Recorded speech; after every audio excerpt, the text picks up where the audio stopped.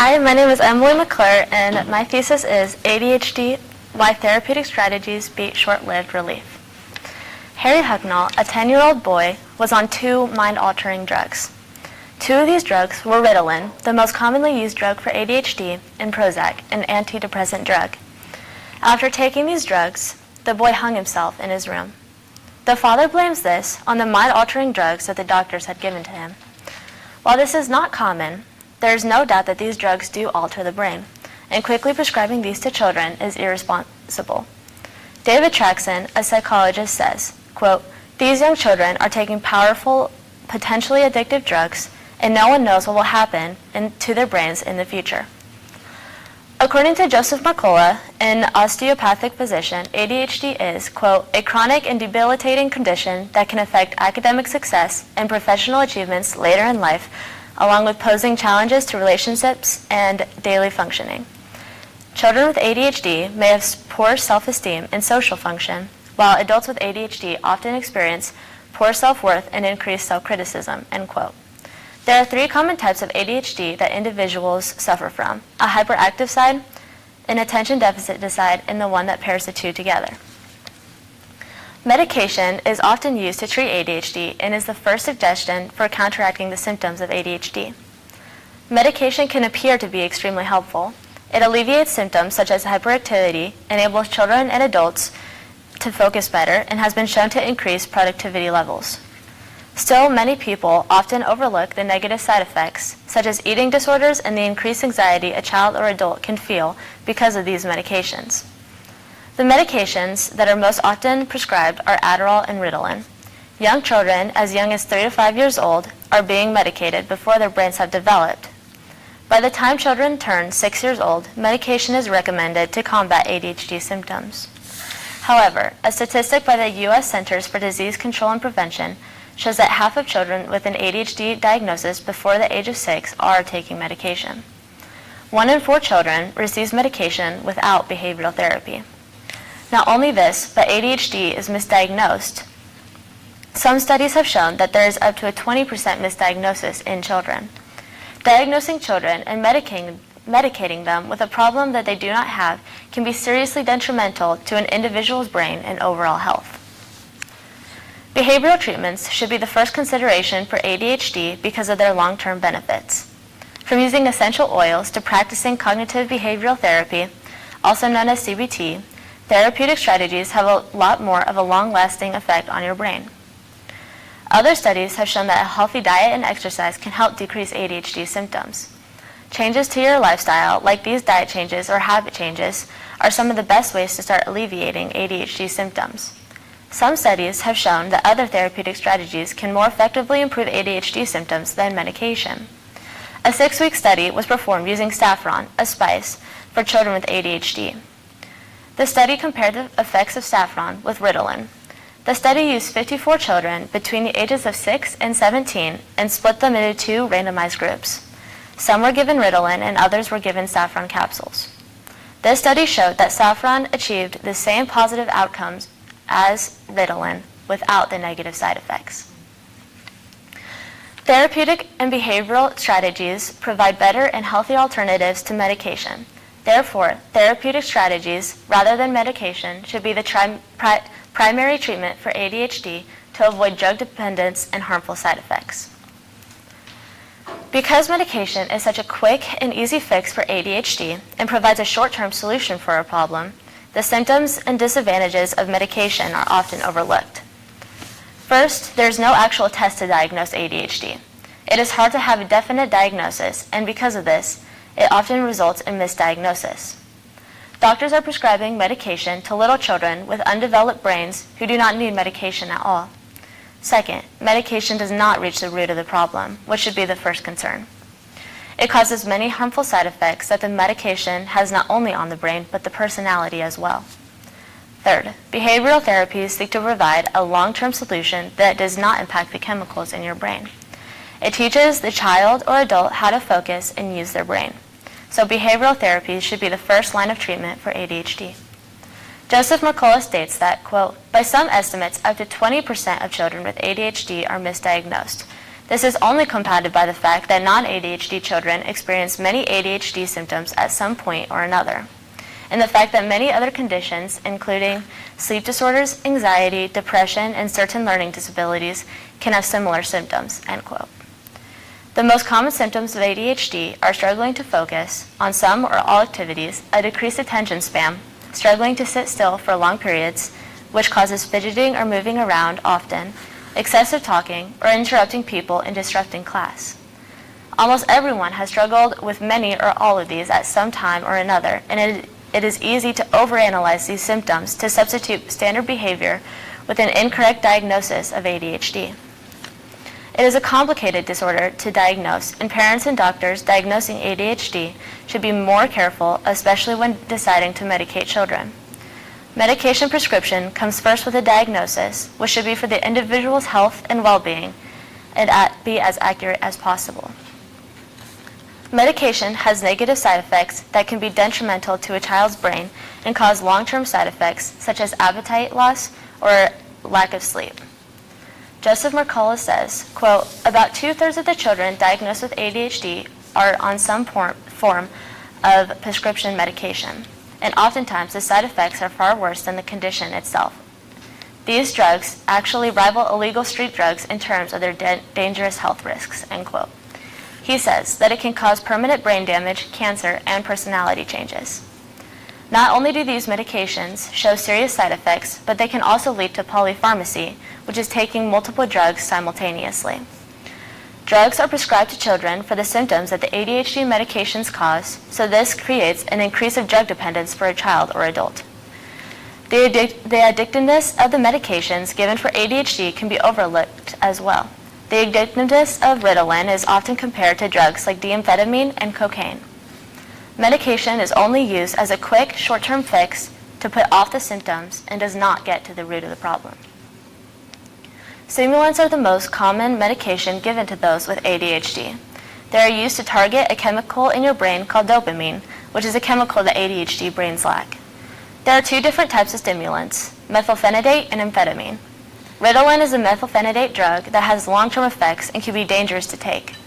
In 2005, the FDA came out with information naming a list of serious side effects of Ritalin. These side effects include suicidal thoughts, hallucinations, and psychotic behavior. The FDA also lists that some of the other intense side effects of Ritalin include increased blood pressure and heart rate and slow growth in children. The most commonly prescribed amphetamine is a drug called Adderall. According to an analysis done by Joseph McClure, Adderall's side effects have caused signs of psychosis, seizures, and cardiovascular problems. According to the U.S. Centers for Disease Control and Prevention, 23.6% of children diagnosed with ADHD between the ages of 3 and 5 years old were taking ADHD medication. By age 6, medication is recommended as the first line of treatment. This study shows doctors implement medication at a young age when behavioral therapy would benefit a child's brain function and overall health. Medication has different side effects that many children could avoid if they tried the other option first. Multiple types of therapeutic strategies can provide long-term solutions and teach children and adults how to work with their ADHD mind. This includes using cognitive behavioral therapy, occupational therapy, essential oils, diet improvement, and other healthy habits. While not all people react to medication the same way, it can be harmful in the long term. Medication should not be the first line of treatment for ADHD because of the harmful side effects that it causes and the risk of drug dependence. There are many arguments advocating the use of medication to treat ADHD. One of the arguments against using behavioral therapy as the first line of treatment is that people want to see results as fast as possible. Medication is often the first resort because its effect can be felt within minutes of taking the medication, like Ritalin, which can be felt within 20 to 30 minutes of taking it. Medication is often paired with cognitive behavioral therapy to counter the effects that the medication causes.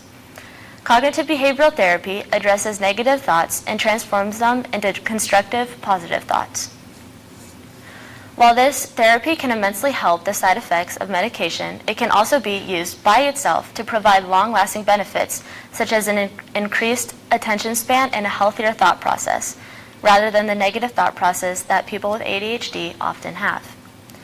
Psychology editor Devon Fry says, quote, "While medication combined with cognitive behavioral therapy shows the quickest and most dramatic improvement on ADHD symptoms, CBT by itself becomes more and more effective as time goes on," end quote. Fry cites a study that was conducted with randomly chosen children. Some used CBT by itself and the other used CBT paired with medication. While the children with both the CBT and medication improved at a faster rate, the children with just CBT over a course of time were equally as impacted by the therapy as the children who had both therapy and medication, but without the negative side effects. Improvement in the children was seen even after this study had been conducted. This shows that medication is not needed to help ADHD symptoms. If cognitive behavioral therapy were implemented more than it is today, many children could get away with not using a mind-altering drug to live a life with ADHD. Behavioral therapies are not only the healthiest way to treat ADHD, they are also the best way to treat ADHD based upon the fact that it provides long-term benefits, healthy habits, and avoids the complications of the side effects of medication. While medication is easy and quick, they do not provide what an ADHD person needs, a way to manage their brain in day-to-day life without having to depend on a drug to get them through every day. If behavioral therapies are better understood and utilized, children and adults can learn to practice self-control and work with their brains.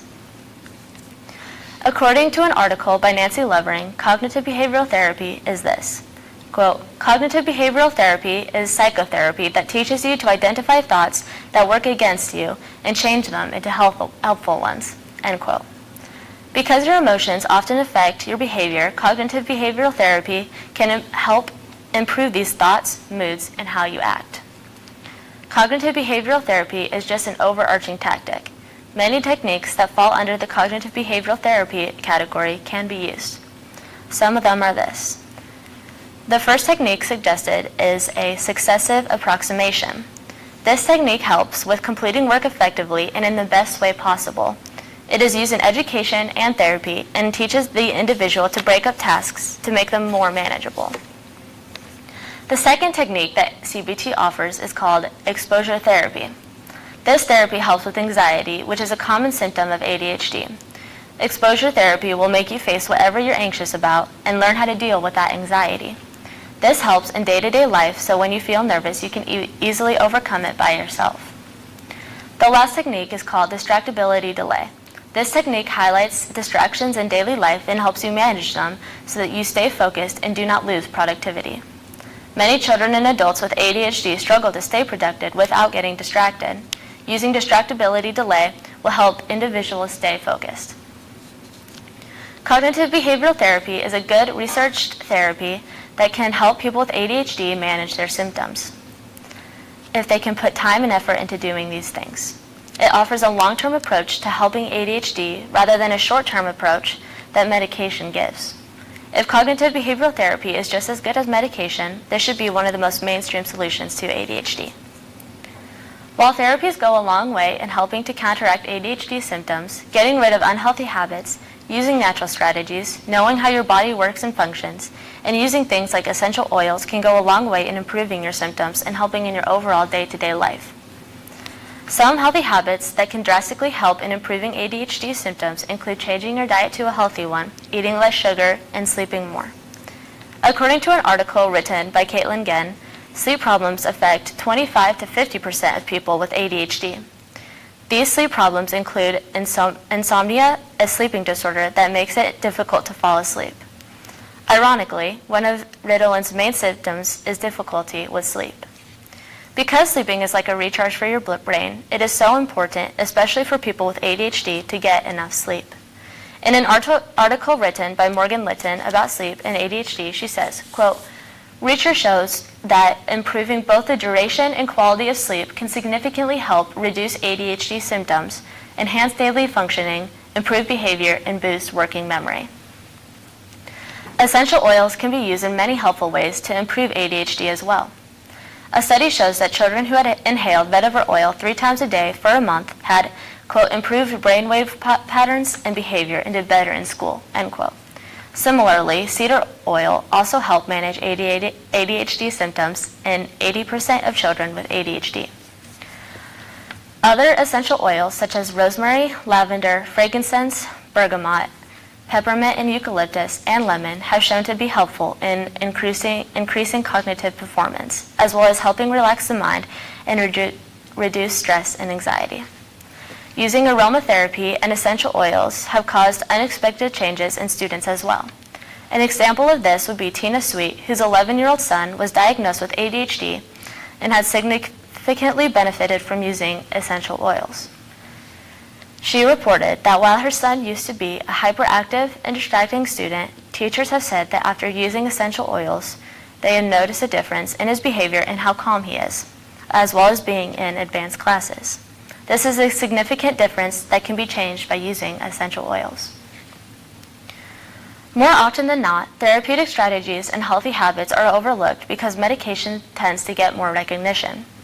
Therapeutic strategies are healthy, whereas medication is not. It hinders brain development, which is crucial for life, especially for a young child.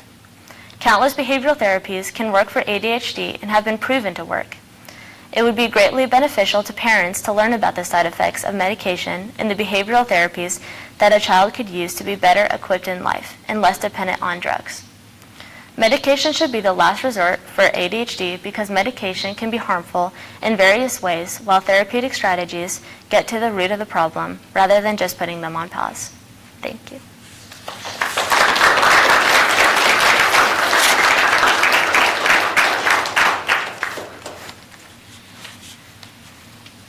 Thank you, Emily.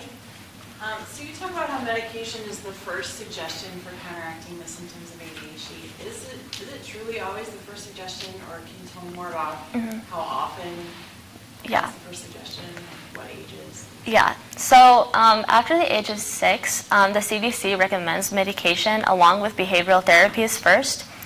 There's not an exact percentage for how often it is prescribed, but 60% of those diagnosed with ADHD are taking medication, so over half of people with ADHD are taking medication, so it is very prevalent in what the doctors suggest.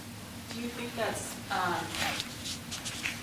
that's more a result of doctors suggesting the medication or parents requesting the medication first? Because they're the I think it can be both. I think since medication does help in lessening ADHD symptoms, and it's also faster, and that it is the first suggestion, but parents also maybe don't have time to, work with their children and use therapies or other options, so medication becomes the first consideration for that.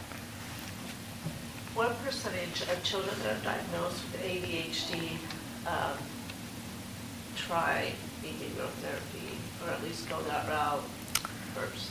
Yeah, so there's not a lot. I found a statistic in my research, and I think it said about 20% of the people with medication try behavioral therapies, but it often becomes ignored because medication just kind of does its own thing, and so they ignore the cognitive behavioral therapy or whatever therapy they're taking.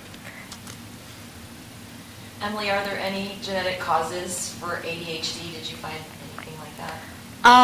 I did not find a lot about that in my research. However, I did find that like in generations, so it can be like passed down from generation to generation, and also just people who already have ADHD are more aware of what the symptoms are like, so they're more likely to diagnose or take them to a doctor to be diagnosed. Sure, okay. Also, you talked about children being misdiagnosed. Mm-hmm. Is there sometimes a learning style conflict that maybe some children aren't necessarily designed to sit in a classroom all day, that can be a detriment to them? Mm-hmm. And if you have like a kinesthetic learning style or you're not an auditory learner, maybe, did you find anything about that as well when in the misdiagnosis? Yeah, our environment plays a lot into the misdiagnosis, and a lot of times kids are just bored in class. I mean, it's not always the most stimulating thing to do. So a lot of times it gets misdiagnosed because they think that's ADHD, but it's really just kids being bored and not, Right. yeah. Emily, can you tell us more about diagnosis? Like, there's not a blood test or Mm-hmm. or you're positive for ADHD. Yeah. So how do they diagnose? So there's a bunch of tests that you can take, and basically doctors will just evaluate those tests and just see how maybe severe your ADHD is. There's a lot of like visits with a doctor, and before like taking medication, and they'll evaluate how much medication you need to take, or if you need to take medication at all. So. Why was this topic important to you? Why did you pick it? I'm just really interested in the topic of ADHD. I think that's it's very intriguing to me, and I know that a lot of times it does get misdiagnosed, and I just wanted to research about, the medication and the side effects of medication and what other ways could help ADHD if they were implemented. Yeah, let's open it up if anyone else has questions. Yeah. Have you found in your research that young boys typically are diagnosed at a higher rate than young women, just because they present so differently in their symptoms? Yes, so boys there's a much higher percentage of boys who get misdiagnosed just because their symptoms are more outward, whereas girls' symptoms are more internal, so they are more often diagnosed than girls. And this also makes it harder to diagnose girls because it's not the same. Their symptoms are not the same as most boys. So, yeah.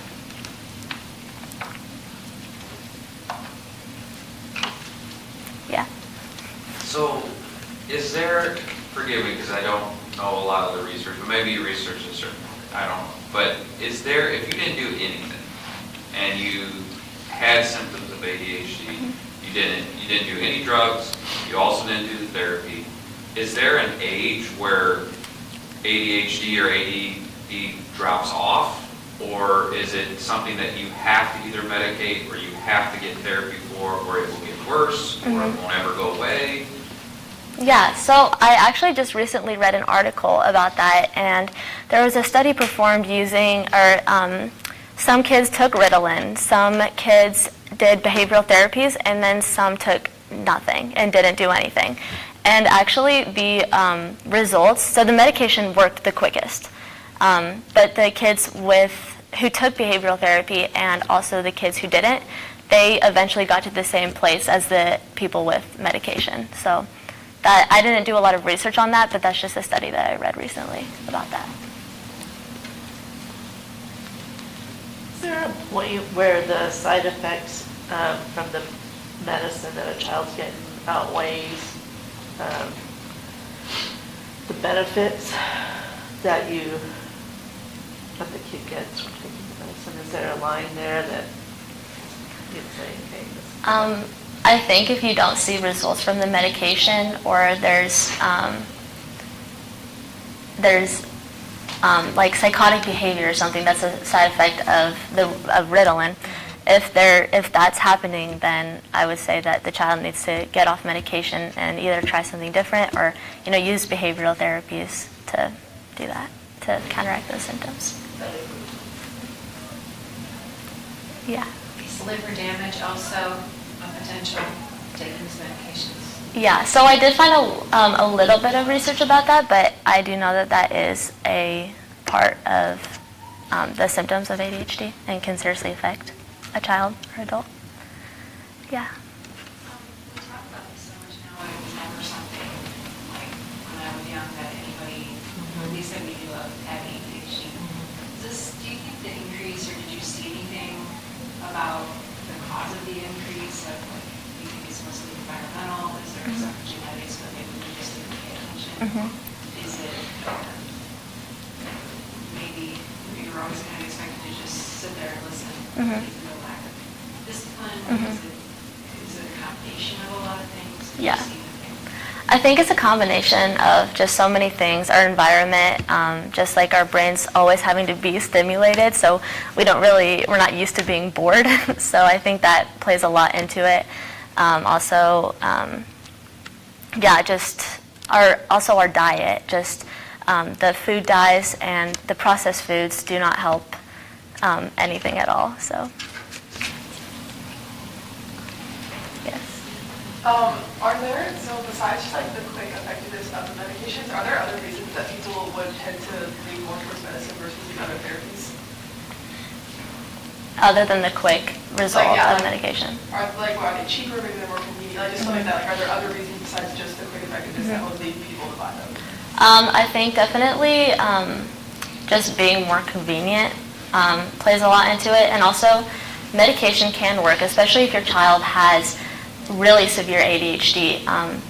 And when it becomes an actual problem that they can't do anything, like they can't succeed in school or something, I think that's when parents especially should consider medication after trying behavioral therapies first. I think behavioral therapies and other options should be the first resort, but as a last resort, I think medication would be reasonable to try.